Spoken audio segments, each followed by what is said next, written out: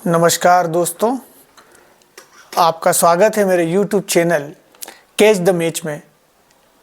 आपको अगर मेरा कंटेंट अच्छा लगता है तो मेरे इस YouTube चैनल को आप सब्सक्राइब करें, लाइक करें और शेयर करें। आज अपन बात करेंगे कल का जो मैच है, बहुत बड़ा मुकाबला सब बोलते हैं, भारत और पाकिस्तान के मध्य मुकाबला खेला जाएगा दुबई के अंदर। तो उससे रिलेटेड आज अपन विश्लेषण करते कि कौन सी टीम अच्छा प्रदर्शन कर सकती है, कौन सी टीम नहीं कर सकती। भारत और पाकिस्तान के जितने भी मुकाबले होते हैं मोस्टली वो बहुत कांटे की टक्कर के होते हैं, लेकिन अभी रिसेंटली अगर अपन देखें पुरानी परफॉर्मेंस लास्ट 3 से 5 मैचों की, तो उसमें इंडिया ने तो डोमिनेट किया है, इंग्लैंड को अभी सीरीज़ पूरी हराई है 3-0 से। लेकिन यहीं अगर अपन बात करें पाकिस्तान की, तो पाकिस्तान ने जो ट्राई नेशन सीरीज़ खेली थी आपस में, जो न्यूजीलैंड, साउथ अफ्रीका और पाकिस्तान की थी, उसमें पाकिस्तान को न्यूजीलैंड ने 3-0 से हराया था। तो उनका वहाँ पे भी मोरल बहुत डाउन हुआ था पाकिस्तान टीम का। लेकिन क्रिकेट अनिश्चितताओं का खेल है, क्योंकि जब 2017 में चैंपियंस ट्रॉफी हुई थी तो भारत ने पहले मैच में तो पाकिस्तान को हरा दिया था, लेकिन जब फाइनल की बात आई तो वहाँ इंडिविजुअल ब्रिलियंस के रूप में फ़खर जमान 100 मार के गए थे और मोहम्मद आमिर ने विकेट ले लिए थे, जिसके कारण वो फाइनल जीत गए थे। तो ये आज भी पाकिस्तान उस पर गर्व करता है, क्योंकि उसके बाद चैंपियंस ट्रॉफी हुई नहीं। आज 8 साल के करीब अब होने जा रही है जो चैंपियंस ट्रॉफी चल रही है, उसी से वो ये सोचते हैं कि हम वापस से भारत को हरा सकते हैं। लेकिन इस 7 से 8 साल में बहुत चेंजेस आ गया है सभी टीमों के खेलने की अप्रोच में।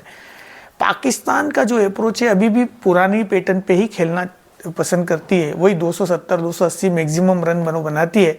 अब 270-80 का ज़माना ख़त्म हो गया। मॉडर्न डे क्रिकेट में 350 रन तो बनते ही बनते हैं।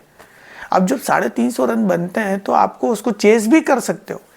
ऐसे अब बैटर्स आ गए, ऐसे उन्होंने टेक्निक्स एडॉप्ट कर दिए, जबकि पाकिस्तान में अभी वो एडॉप्शन या वो टेक्निक्स खेलने वाले बैट्समैन नहीं आ पा रहे हैं। तो इसका क्या कारण है? उसका कारण ये है कि ये डोमेस्टिक में ज़्यादा प्रेफरेंस नहीं देते हैं अपने प्लेयरों को खेलने के लिए, कि वो खेलें ज़्यादा। जब तक वो डोमेस्टिक में अपने परफॉर्मेंस पे ध्यान नहीं देंगे, उन लोगों को लेके नहीं आएंगे मेन स्ट्रीम में, फिर जो डोमेस्टिक में अच्छा परफॉर्म करते हैं, जब तक बहुत दिक्कत जाएगी। एक एग्जांपल बताता हूँ, मोहम्मद अब्बास करके उनका एक फास्ट बॉलर है, बहुत अच्छा परफॉर्म करता है और वो डोमेस्टिक से उठ के आया हुआ है, टेस्ट में बहुत अच्छा परफॉर्म करता है, लेकिन कभी भी उसको उन्होंने वनडे और T20 के लायक समझे ही नहीं है कि वो बंदा मैच खेल सके वनडे या T20। इसी प्रकार से जो अभी साजिद खान और नुमान अली, ये दो बहुत स्पिनर बहुत बढ़िया है, जिन्होंने अभी पाकिस्तान को रिसेंटली टेस्ट मैच जिताए हैं। उसको उन्होंने इस बार वनडे और T20 के लायक समझे ही नहीं, उन्होंने सिर्फ बबरा अहमद को ही स्पिन के रूप में टेकल करके खेलने के लिए लाए हैं। तो काफ़ी इम्बैलेंस टीम लग रही है। और अभी फ़खर जमान पिछले मैच में जो हुआ, उस मैच में जिसमें न्यूजीलैंड से था, उसमें वो अनफिट हो गए और अब वो बाहर हो गए। पहले ही तो वो न्यूजीलैंड से 60 रन से हार गए। दूसरा, अब उनके लिए ये डू और डाई का मैच है जो कल भारत से मुकाबला है। अब आप बॉडी अप्रोच भी देखोगे तो ज़मीन आसमान का फ़र्क नज़र आता है भारत और पाकिस्तान के जो मध्य मैच होता है। भारत पूरे कॉन्फिडेंस से, जितने भी खिलाड़ी हैं सब मैच विनर है। आप देखिए, एक एक खिलाड़ी अगर आप देखोगे तो वो मैच विनर है। रोहित और कोहली पाकिस्तान के विरुद्ध हमेशा उन्होंने परफॉर्म किया है। आप उनके एवरेज निकालोगे लास्ट मैचों के, 5 से 10 मैचों के, तो आपको दिखेगा कि उनका एवरेज भी बहुत आला है, बहुत बढ़िया उनका बैटिंग एवरेज है पाकिस्तान के विरुद्ध। बहुत अच्छा खेलते हैं, कोहली स्पेशली बहुत अच्छा खेले हैं पिछले जब पाकिस्तान से मैच हुए हैं, उन्होंने बहुत अच्छा परफॉर्म दिया है। लेकिन क्रिकेट अनिश्चितताओं का खेल है। कल अगर कोई इंडिविजुअल ब्रिलियंस अच्छे से आ जाती है, कोई टीम में खेलने के लायक कोई अच्छा खिलाड़ी आ जाता है, तो एक फ़र्क डाल सकती है पाकिस्तान। अदरवाइज़ मुझे जो लगता है आज की पोजीशन में ऑन पेपर और लास्ट परफॉर्मेंस फ्यूज जितनी भी गई है भारत और पाकिस्तान की, उसमें भारत का जो पल्ला है वो 80% तक ऐसा है कि इंडिया डोमिनेट करेगी, चाहे वो पहले बैटिंग करे चाहे वो बॉलिंग करे। अभी लास्ट जो भारत का मैच हुआ, उस मैच में अगर आप बात करोगे तो इंडिया ने चेस किया था, तो थोड़ी दिक्कत बांग्लादेश ने, उनके बॉलरों ने, स्पिनर ने स्पेशली दिक्कत डाली थी। तो अब अगर कल का टॉस होता है तो वो इस कंडीशन को ध्यान में रखते हुए पहले बैटिंग पसंद करेगी भारत, अगर टॉस जीतती है। और पहले बैटिंग करके अगर इंडिया ने वहाँ 300 के ऊपर रन बना दिए 50 ओवर में, तो पाकिस्तान के लिए बहुत मुश्किल है, क्योंकि उनका एक तो फ़खर जमान अनफिट होकर बाहर हो गए, उसकी जगह इमामुल हक खेलने आए हैं। इमामुल हक को भी बहुत टाइम हो गया अभी उनके पाकिस्तान से खेले। तो इंटरनेशनल क्रिकेट का एक दबाव अलग होता है, और एक जो डोमेस्टिक या उधर खेलते हैं उसका फ़र्क पड़ता है। देखते हैं अब कल क्या होता है। कल ओपन करेंगे फ़खर जमान, और फ़खर जमान तो चले गए, इमामुल हक और बाबर आजम ओपनिंग करेंगे कल मैच में। तो अब बाबर आजम और इमामुल हक ये ओपनिंग पेयर के रूप में जब खेलने आएंगे, तो इमामुल हक तो बट नेचुरल है कि वो ओपनर ही है, लेकिन बाबर आजम से एक्सपेक्टेशन है कि वो जो पावर प्ले होता है शुरू के 10 ओवर का, उसमें वो क्या परफॉर्म करते हैं वो डिपेंड करेगा। क्योंकि अभी लास्ट जो मैच हुआ था इनका न्यूजीलैंड से, उसमें शुरू के 10 ओवर में 20 से 22 रन ही बना पाई थी पाकिस्तान, जो कि अगर आप 300 साढ़े 300 का रन चेस करते हो 315 का, तो आपको शुरू के 10 ओवर में तो 70-80 रन बनाना ही चाहिए, तभी आप आगे जाके उसको फाइट कर सकते हो। तो आप कैसे करोगे जब 10 ओवर में आप 20 रन बना रहे हो, और उसमें बाबर आजम कितनी गेंदें खेला ये आप भी जानते हो कि उन्होंने 90 गेंद खेल के 61 रन बनाए हैं, जो मॉडर्न डे अप्रोच के लिए अच्छा नहीं है। बाबर आजम को भी अपना गेम को जो है ना बहुत इंप्रूव करना पड़ेगा। अगर इंडिया से उसका मुकाबला अच्छे से खेलना है तो बाबर आजम को भी स्टेप अप लेना पड़ेगा, रिजवान को भी बहुत अच्छा खेलना पड़ेगा, क्योंकि अगर इंडिया को टक्कर देना है तो अपना 100% से भी ज़्यादा पाकिस्तान को इस मैच के लिए देना पड़ेगा। अदरवाइज़ इंडिया कल चाहे वो बैटिंग करे चाहे बॉलिंग करे, दो ही कंडीशन के अंदर इंडिया डोमिनेट करेगी, जो मुझे लगता है, क्योंकि इंडिया के जितने भी खिलाड़ी हैं वो सब मैच विनर हैं। जैसे रोहित शर्मा, विराट कोहली, शुभमन गिल अभी हाल लास्ट में उसने 100 मारी है, तो ओपनिंग में रोहित शर्मा आ जाएंगे। अगर रोहित शर्मा 10 से 15 ओवर भी टिक गए तो मान के चलिए कि मैच पाकिस्तान से बाहर कर देंगे बैटिंग में। और शुभमन गिल तो चल ही रहे हैं, लास्ट 100 पिछले इंग्लैंड के विरुद्ध भी मार के आए थे, यहाँ पे भी उन्होंने अभी चैंपियंस ट्रॉफी में 100 मार दिए बांग्लादेश के विरुद्ध। फिर विराट कोहली, उन्होंने भी इंग्लैंड का जब लास्ट मैच हुआ था उसमें 52 रन खेले थे, स्कोर मारे थे, और अभी भी उन्होंने अच्छा लिया था, लेकिन वो अभी ये चैंपियंस ट्रॉफी के पहले मैच में बांग्लादेश के विरुद्ध, लेकिन उसको वो कैपिटलाइज नहीं कर पाए, वो बात अलग है, लेकिन उन्होंने अच्छा स्टार्ट दिया था। फिर श्रेयस अय्यर, वो भी अच्छा डोमिनेट करते खेलने के लिए, उन्होंने भी अच्छा परफॉर्मेंस दिया था इंग्लैंड की सीरीज़ में, तो उनसे भी उम्मीद है कि वो भी और अच्छा करेंगे। उनको भी पता है कि पाकिस्तान भारत के मैच का कितना महत्व रहता है, क्योंकि अगर वो अच्छा परफॉर्म करेंगे तो इंडिया की जो अपनी लोग हैं उनको बहुत ज़्यादा पसंद करेंगे आने वाले समय में। तो अब ये देखना होगा कि कैसे इंडिया कल डोमिनेट करती है। तो शुरू के जो खिलाड़ी हैं, अगर आप 5 बेस्टमैन देखें अपन, चाहे वो रोहित शर्मा हो, शुभमन गिल हो, विराट कोहली हो, या अपन बात कर लें उसके श्रेयस अय्यर की, फिर हार्दिक पांड्या है, केएल राहुल है, फिर अक्षर पटेल है, फिर अपना अजय जडेजा है, यहाँ तक आपके पास बैटिंग है। शुरू के 8 बेस्टमैन आपके पास इतने बढ़िया हैं कि वो मैच को पलट सकते हैं।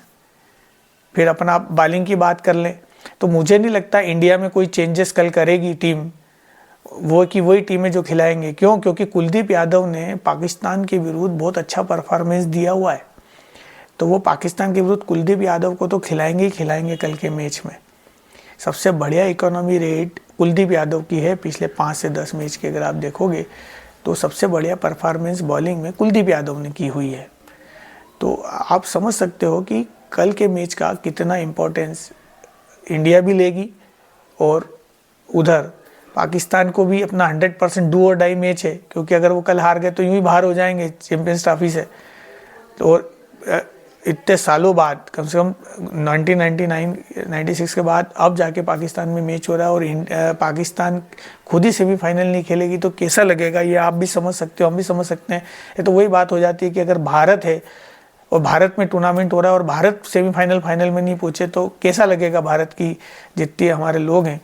तो इसी प्रकार से पाकिस्तान को भी बहुत मेहनत करके 100% देना पड़ेगा अपनी टीम को आगे बढ़ाने के लिए, तभी जाके कुछ हो सकता है, नहीं तो बहुत दिक्कत है कि ये मैच को वो आगे के नेक्स्ट राउंड में सेमीफाइनल के लिए क्वालिफाई कर पाए पाकिस्तान। तो अब देखना होगा कि कल जो है कि क्या पोजीशन अख्तियार करती है पाकिस्तान, क्या पहले बैटिंग लेती है या बॉलिंग लेती है अगर टॉस जीतती है, तो ये डिपेंड करेगा। इंडिया के लिए जो मुझे लगता है कि जो पहला मैच अभी हुआ है दुबई के अंदर, उसमें पहले बैटिंग करे इंडिया और 300 के ऊपर ज़्यादा रन बनाए तो बहुत मुश्किल हो जाएगा सामने वाली टीम को उसको चेस करना, क्योंकि वहाँ ड्यू फैक्टर इतना आया नहीं और शाम को बांग्लादेश के स्पिनरों ने बहुत अच्छी बॉलिंग की थी। तो मुझे लगता है कल के मैच में इंडिया को पहले बैटिंग करना चाहिए अगर टॉस जीतती है, और उसके बाद उसको जब चेस करने आई और 300 के ऊपर रन हो गए तो आप समझ लीजिए पाकिस्तान के लिए बहुत मुश्किल हो जाएगा उसको चेस करना, क्योंकि उनके पास उस टाइप के हिटर भी नहीं है टीम के अंदर जो कि खेल पाए। कल उनके लिए यूं भी अब ओपनिंग में जब आएंगे तो इमामुल हक खेलेंगे ही खेलेंगे, बट ऑब्वियसली क्योंकि फखर जमान बाहर हो गए, बाबर आजम के साथ ओपनिंग करेंगे, फिर शाउद शकील है, तैयब ताहिर है, खुर्शीद शाह है, सलमान अली आगा है, रिजवान है। इसमें कोई भी ऐसा एक बंदा मुझे नज़र नहीं आ रहा है जो पावर हिटिंग कर ले आखिरी में या पूरे मैच को आगे तक लेके जाए। मुझे तो ऐसा भी लगता है कि अगर पाकिस्तान पहले बैटिंग करने आई तो 50 ओवर भी खेल पाएगी कि नहीं खेल पाएगी, ये भी एक बहुत बड़ा सवाल है। मैंने बहुत सारे मैचों में अभी रिसेंटली देखा है कि पाकिस्तान पूरे 50 ओवर खेलने में उसको पसीने आते सिवाय कभी साउथ अफ्रीका से जो मैच जीती थी 350 रन वाला, उसमें भी सलमान अली आगा और रिजवान ने बहुत अच्छा परफॉर्मेंस दिया था। अदरवाइज़ इसके अलावा वो पूरी टीम हर बार न्यूजीलैंड ने उसको आउट किया, न्यूजीलैंड ने 3-0 से हराया है उस ट्राई नेशन सीरीज़ में। तो आप समझ सकते हो कि न्यूजीलैंड बहुत टक्कर की टीम है। तो आप अगर आप बात करें इस ग्रुप के अंतर्गत तो भारत, पाकिस्तान, न्यूजीलैंड और बांग्लादेश, ये 4 टीमें हैं। इस 4 टीम में जो मुझे अगले राउंड में आज फिर मैं बता रहा हूँ कि मुझे जो लगता है भारत तो जान ही जाना है, साथ में दूसरी जो टीम है जो मुझे लगती है वो है न्यूजीलैंड। पाकिस्तान को कल के मैच में बहुत स्टडीज़ लगा के वर्क करना पड़ेगा, एक एक आदमी पे बिलियंस अपने परफॉर्मेंस देना पड़ेगी तब जाके होगा। एक तो उनके डाटा एनालिसिस भी ऐसे नहीं है कि उनको प्रॉपर गाइड कर सकें, वो सिर्फ इंस्टेंट डिसीजन लेते हैं, वो पहले से प्लानिंग नहीं करते हैं उनके इसमें क्रिकेट के अंदर कि कौन सा किसको क्या खिलाना चाहिए। इसका एक एग्जांपल बताता हूँ कि फ़खर जमान जब पिछले मैच में अनफिट हो गए और लेट खेलने आए तो समझ में नहीं आ रहा था कि ओपनिंग किससे कराएं और कैसे कौन आगे रन लेके जाएगा। तो ये बहुत दिक्कतें हैं, जब तक इन चीज़ों पे वो काबू नहीं पाएंगे, जब तक ऐसा नहीं लगता मुझे कि वो आगे इस मैच में कुछ अच्छा से कर पाएंगे। तो अब कल का मैच बहुत मेरे हिसाब से लोग बोलते हैं महामुकाबला नहीं है। इंडिया जो है एक तरफा डोमिनेट करेगी कल इंडिया। हो सकता है थोड़ा बहुत रीजन्स करे पाकिस्तान एक ही कंडीशन में जीत सकती है कि उनकी फास्ट बॉलिंग चले।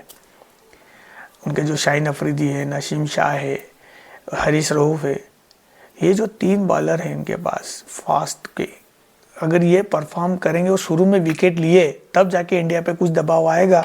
अगर ये विकेट नहीं ले पाए शुरू में शाहीन अफरीदी या नसीम शाह या हारिस रऊफ, तब जाके इनको दिक्कत होगी। अबरार अहमद एक ही उनके पास है, बाकी पार्ट टाइम सलमान अली आ गए जो बॉल डालेंगे, बाकी उनके पास बॉलिंग में भी इतने ऑप्शंस अब नहीं बचे। अगर 1-2 बॉलर भी इनके फास्टर कुटा गए तो बहुत दिक्कत हो जाएगी, क्योंकि लास्ट मैच न्यूजीलैंड में भी आप देखो हारिस रऊफ ने बहुत रन खाए।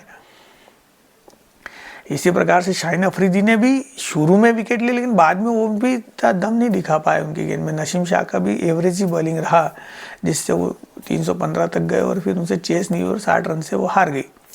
तो अब देखना होगा कि कल के मैच में भारत, मेरी फेवरेट जो है दुबई को, अगर मैं अनबायस मतलब किसी की तरफ नहीं हूँ तो भारत बहुत स्ट्रांग लग रहा है। 80-20% का चांसेस है।